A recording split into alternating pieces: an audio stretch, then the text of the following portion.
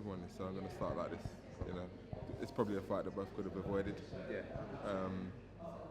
But I like the fact that it's been brought together. Yeah. Do you think that could be a mistake, or are they going to think, definitely like, have a rematch? there's a lot of fights that could be avoided, and if we had that mentality, the sport would be finished, wouldn't it? Yeah. Because no one would want to fight anyone. There's no real reason.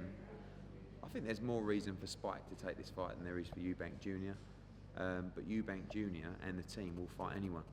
I mean anyone. I mean, they would fight Golovkin if that fight was made, and it's not a joke. Do you know what I mean? That would be the nuttiest decision Yeah, ever made, but they would take it. Therefore, Spike O'Sullivan was an easy fight to make. I spoke to him. I said, I think this is a great fight for December 12th. What do you think? And they went, make it. So I phoned up Spike O'Sullivan, gave him a load of money, more money he's ever seen, and he said, thank you very much, yes please. And it was done. And now we're in a position where we've got a fantastic fight on our hands, not just because of the animosity, not just because of the edge, the history, but because it's a great fight and because it's so important to the division. The winner's going to go on and become the mandatory for the winner of Quillins against Jacobs. So this is a very important fight for the division. That mandatory aside, I mean, even doesn't really matter what happens. These two are going to meet again, aren't they? And there's a potential rematch with Billy Joe for maybe both of them, possibly one of them. you So know. that makes next year pretty exciting from a promoter's point of view. I just wondered what you thought about that, if you allow yourself to look that far ahead. Yeah, I mean, look, you know, the plan is with Chris Eubank Jr. is to turn him into a pay-per-view fighter on Sky Box Office, and that's with his kind of package. It's a lot easier than it is for some, but he's got to win those key fights that put him in that position. And December 12th is a great example of a fight that, if he can win, it'll take him to another level. So, and he's a favourite. He's confident to do it. He's got a very tough fight in Spike O'Sullivan. I know Spike well. I know Pascal. They're desperate to win, and he can really punch. He's on a hot streak. He's full of confidence. So I'm excited as a fan to watch this fight, and I think Chris and Spike are excited about the fight as well, being part of it, and they will really experience something special on the 12th when they see the production that we've got, the walk-on. You know, it's going to be a special night. What they're doing over in America with the production. What, with no walk-ons? Restricted walk-ons, I call it that. Restricted walk. Listen, as I said before, TV in America, everything is kind of like made for TV. Over here, we're made not just for our viewers, but for our live audience at the show. So, you know, and that's important because that comes across in the TV package as well. So PBC are trying to do the similar sort of thing, right, with the whole walk-on, try and change it, try and jazz it up. American fans are totally different. American fans turn up to a show, they haven't got a clue who's fighting. There's no community. If you're from Alabama, you don't travel to New York to watch your fighter fight. You just pitch up in New York and you go, who's on here? And therefore you don't get an atmosphere.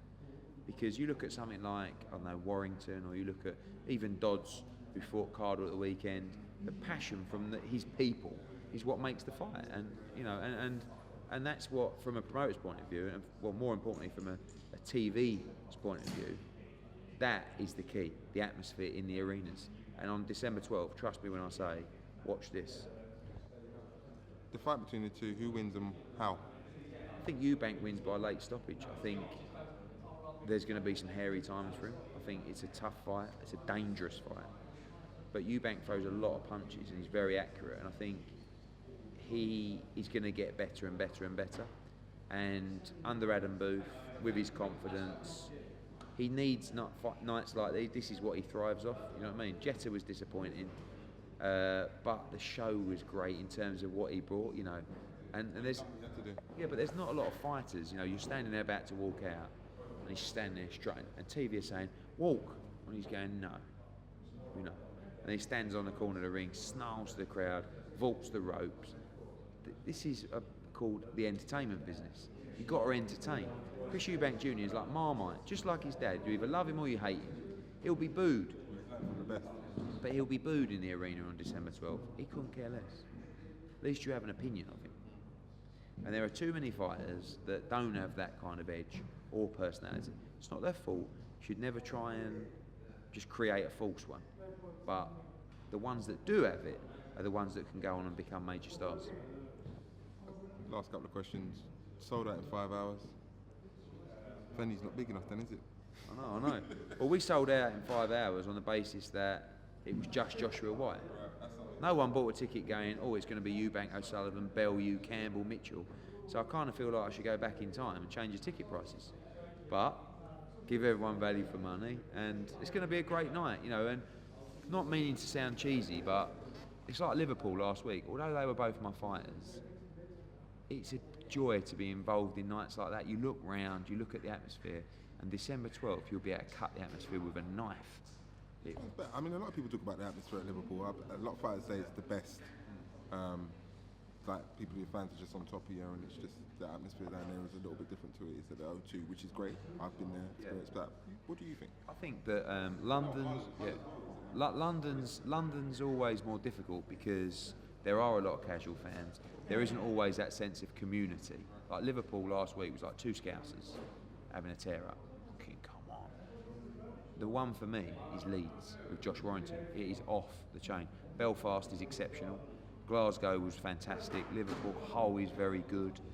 You know, I think depends on the size of the fight as well. But we're finding that the atmospheres that are being created. Manchester's great with Crawler next week. It's going to be banging.